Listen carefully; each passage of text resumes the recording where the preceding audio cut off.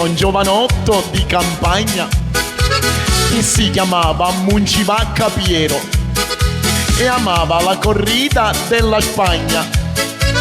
Voleva diventare un gran torero e si allenava sempre ogni mattina Cavacca Carolina di papà, e col vestito rosso di mammina correva per i campi qua e là.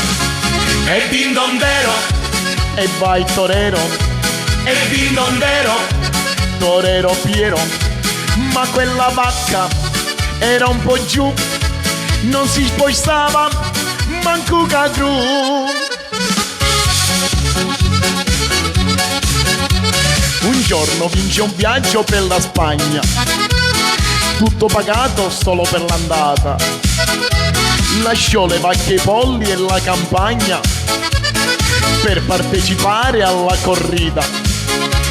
Ma appena si trovò dentro l'arena con tutta quella gente che gridava, gli venne la culite cema cema vedendo quel bestione che arrivava.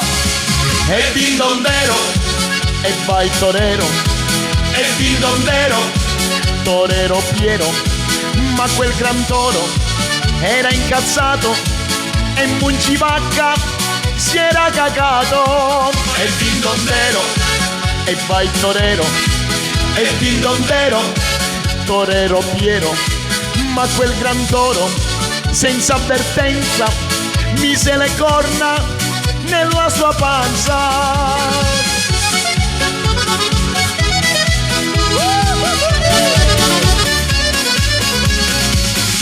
Ci fu un minuto e più di sofferenza, il toro lì svenuto senza corna e Piero che toglieva dalla panza il padellone rosso della nonna.